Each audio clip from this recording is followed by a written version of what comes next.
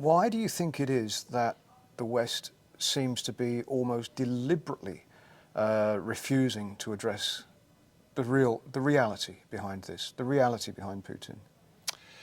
Yeah, that's a great question. We need a bottle of wine on the table to sort that one Absolutely. out. I mean, at the grand strategic level, let's not forget that Ukraine isn't a member of NATO, and therefore, and brutally, there are thousands, tens of thousands, potentially millions of people die in conflicts all around the world, which we don't get directly involved with as a nation. The reason Ukraine are captured to our attention is because it's on Europe's border, and of course we've got memories of a couple of world wars that started in not dissimilar fashion. But I do think there was that sort of schizophrenic feeling from the West that when Russia first launched its attack, I genuinely think a lot of the West thought it would be over in days rather than weeks or months. And of course, once Ukraine stood up, it realized the incompetence of some of the Russian military machinery. Over time, we've gradually seen the West lean into it. As a military guy, my frustration is that, and one of the reasons I'm here at this conference is that part of a military capability is a deterrence capability. You have to have the professionalism and the capability, but you also have to have the intent to demonstrate your commitment to using that. The military, NATO's military, is orders of magnitude more powerful than the Russians.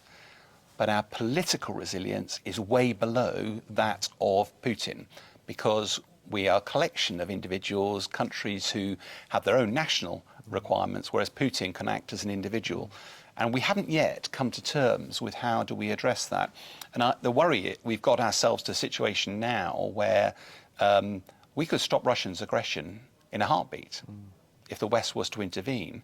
We've chosen not to, and we are sort of believing that appeasement, bringing the war to an end, will somehow give solace to Ukraine and at least will have helped them stop the war, without remembering that actually, grand strategically, that will leave us desperately vulnerable. We have demonstrated our weakness on the world stage. We've demonstrated the vulnerability of NATO. We've demonstrated that Putin's aggression would get rewarded by seizing territory despite at a huge price.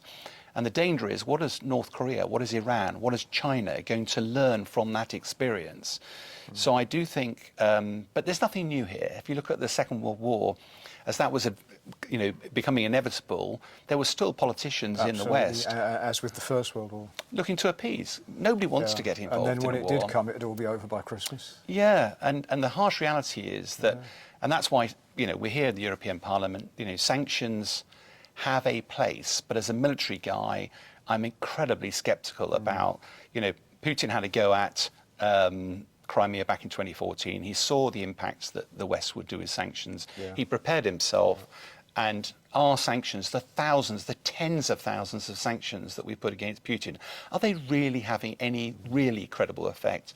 We have military might, we don't have political resolve, and that feels to me something that if there is a core lesson to learn from this, unless we address that with a degree of urgency, we leave the West incredibly vulnerable.